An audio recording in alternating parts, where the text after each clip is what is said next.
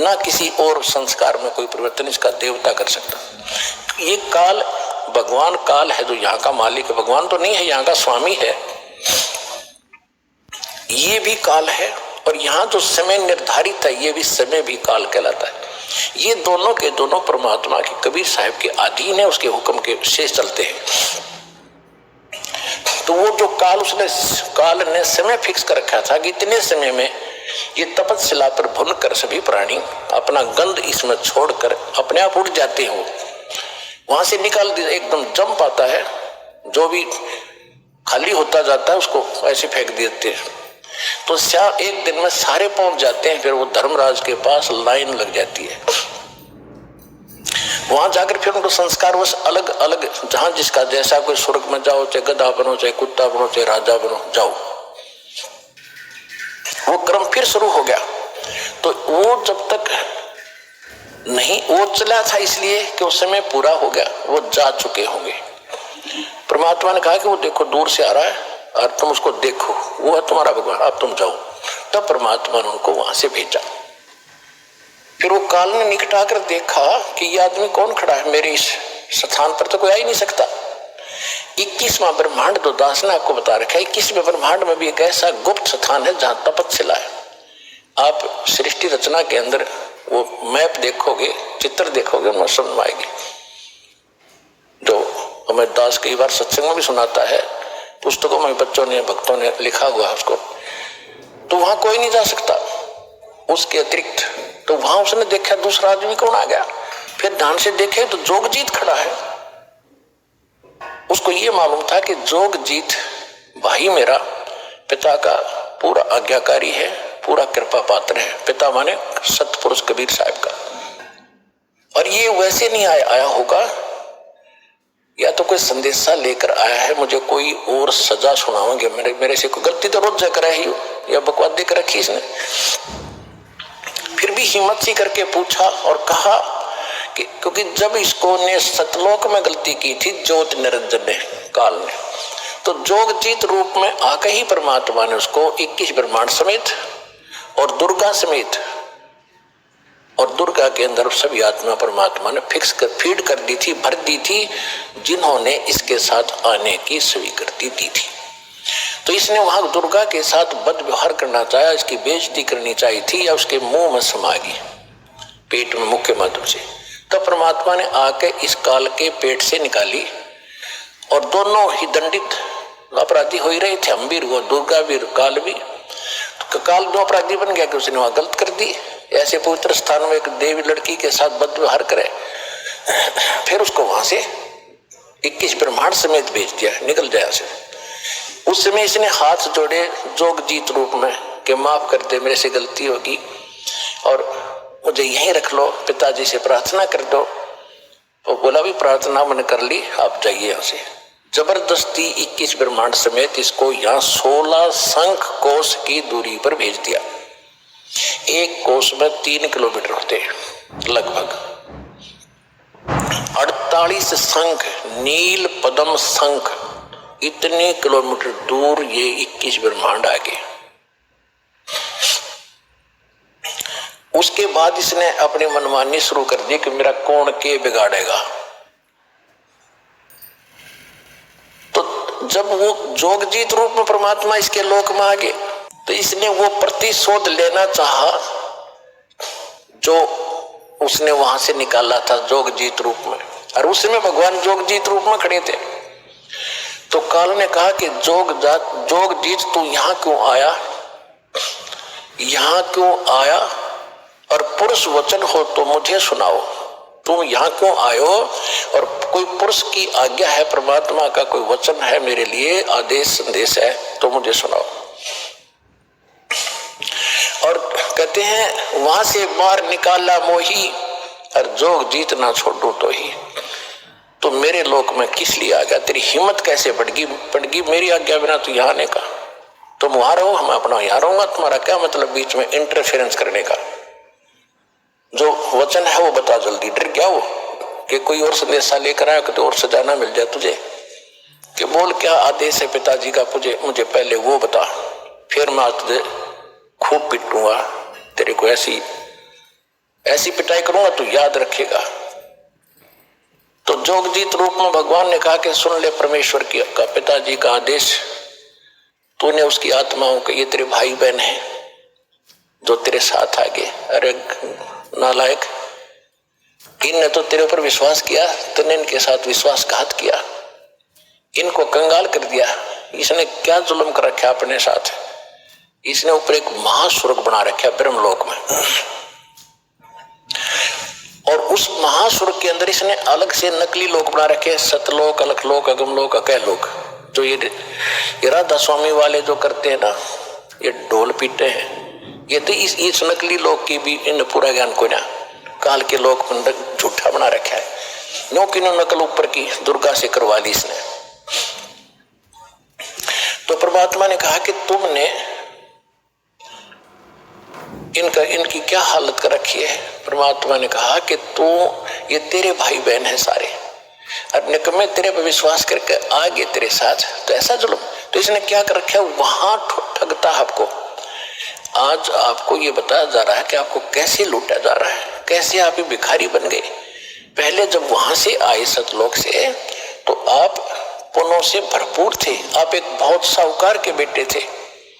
पहले राजा लोग जो होते थे, उनकी बेटे और बेटियां तो धनी राजा होते थे, सोने के हार, सोने की जूतियां, सोने के, यहाँ तक जैसे अपना राजस्थान में देखे होंगे अभी तक पहनती माताएं चांदी के पहनते, वो सोने के होते थे, और कपड़े सुंदर, उनमें भी हीरे मोती जोहरा जड़े होते थे। और वो ऐसे हम वहां थे, भक्ति से परिपूर्ण सेठ थे, सारी सुविधाएं प्राप्त थी। अब हम आगे उन सारे आभूषणों समेत, यानी सारी भक्ति समेत इसका साथ भाग्य, जैसे एक अमीर सेठ की लड़की उन्हीं के एक नौकर के साथ भाग गई, हमारे साथ वो बनी हुई है। अब ये उस भागने से पहले उनके जो चल रहा था विचार विमर्श, उनका पता माँ बाप को लग गया। बेटी को समझाया, बेटा यो बालक और ये देख कर नौकर, अरे तू कहाँ की किसकी बेटी है, कुछ आंख खोली, अच्छी बात नहीं, तुझे बहुत दुख हो जाएगा। माँ ने भी समझाया, बेटी बड़ा कैर टूट जाएगा, हम तो शादी कर नहीं सकते, तो इसके साथ जाएगी तो बहुत दुख पाएगी। समझा दिया, हम आंखों को नहीं जाऊंगी, नहीं जाऊंगी, ऊपर से तैसे करगी और पीछे सारा आभूषण लेकर भागी। अब वो था शराबी को अभी बकवादी आदमी, जाकर अपना रहने लगे कि जाए, वो तो सारा वो ले गई थी धन, पहले तो वो खर्च करवाया, शराब पीवे, उन्हें पीटे छीते, वो जान जो गिरी ना वापस। फिर वो मजदूरी कर रही थी, 2 बच्चे उसके साथ थे, सड़क के ऊपर। ये दास उसमें वहां जेई था, नौकरी कर रहा था।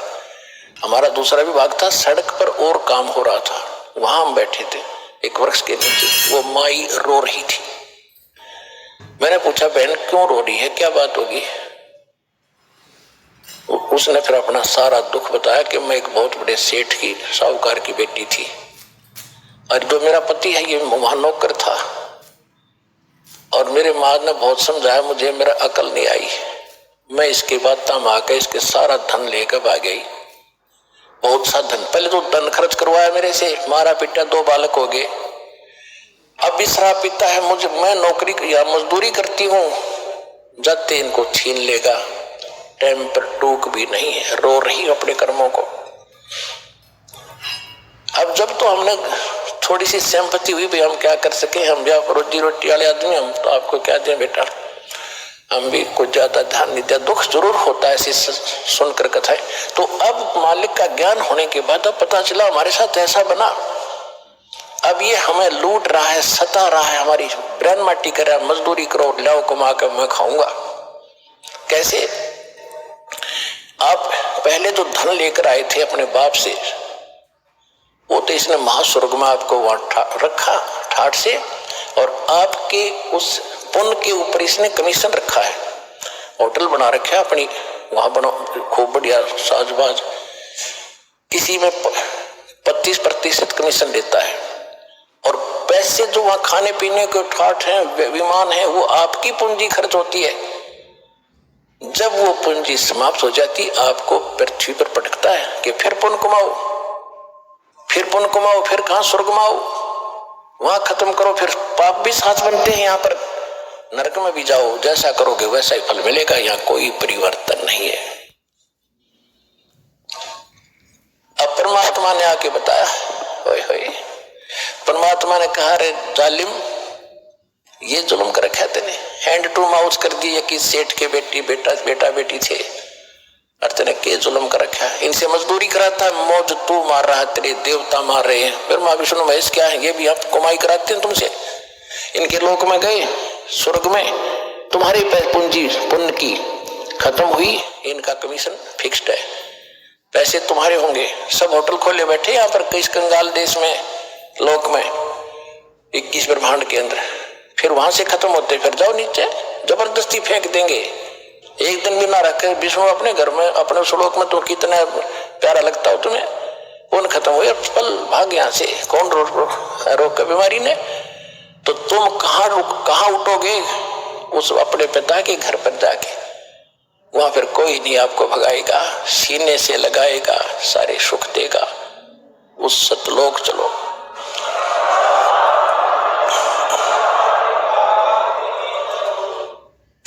अब जो प्रसंग चला था कि आप जी ठगे जा रहे हो, आप पूर्व जन्म के जो कमाइयां थी, परमात्मा कैसी दया करते हैं, जैसे प्रत्येक युग में आते हैं, सन 1398 संवत 1455 और पूर्णमासी ज्येष्ठ मास की पूर्णमासी को भगवान ऐसे प्रकट हुए थे कि कमल के फूल पर शिशु रूप धारण करके काशी बनारस में लहरतारा तालाब में, वहां से एक नीरू नीमा उनको उठाकर ले गए। मुसलमान दुल्हा निसंतान थे, वहां उनकी परवरिश हुई, और कुंवारी गाय से उनकी परवरिश, दूध से उनकी परवरिश की लीला होती है, लीला ऐसी हुई। ऋग्वेद मंडल नंबर 9 सूक्त 1 मंत्र 9 में यही प्रमाण है, और 8 और 9 में, 2 श्लोकों में, मंत्रों में। 8 में यह कहा कि परमात्मा 3 प्रकार का शरीर धारण करके आपकी केयर टेक करता है, आपको देखभाल करता है। इसी प्रकार ऋग्वेद मंडल नंबर 9 सूक्त 67 के मंत्र 26 में यही प्रमाण है कि ये परमात्मा आपका 3 प्रकार का शुद्ध शरीर है, उसी को धारण करके आप हमें संभालते रहते हो।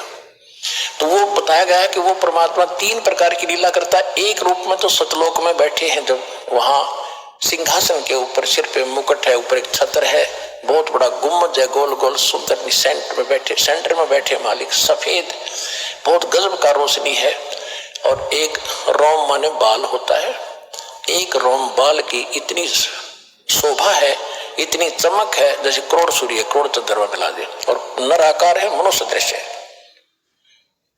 तो दूसरी सती थी, वो प्रत्येक युग में शिशु रूप धारण करके यहां आते हैं, और सबको फिर धीरे धीरे वो प्रवेश करके बड़े होते हैं, फिर ज्ञान भी सुनाते हैं, अच्छे नागरिक की भूमिका करके भी सिखाते हैं, और ये भी रोल करते हैं कि इस गंदे लोक में घड़ा मत इकट्ठा करो, ये इकट्ठा करने के चक्कर में तुम जीवन नाश कर देते हो, आप विश्वास करो मेरे की तरह, जैसे मालिक ने करके दिखाया था, फिर मैं तुझे कितने सुख दूंगा। कबीर परमात्मा झोपड़ी में रहते थे, सुबह का आटा है तो शाम का शायद ना हो, और 18 लाख व्यक्तियों की चिट्ठी आ गई कि कबीर भंडारा करेगा झूठी। उन 18 लाख व्यक्तियों को 3 दिन तक भंडारा कराया मालिक ने, और लड्डू, जलेबी, कचौड़ी, पकौड़ी, दही, बड़े, दोहर, असरपी सोने की 10 ग्राम सोना प्रत्येक खाने के बाद एक मोहर, एक दोहर। परमात्मा कहते हैं कल्पे कारण कौन है, कर पूजा निष्काम भाव से भक्ति कर, जैसे मैं बता रहा हूं, और मन इच्छा फल दूंगा जब पड़े मेरे ते काम। अब तुम विश्वास करो मेरे पर, और मैं कहूं ऐसे करो, कोई भी आपत्ति तुम पर आओगी, तुम्हें ऐसे करके दिखा दूंगा, दुनिया देखेगी। और आप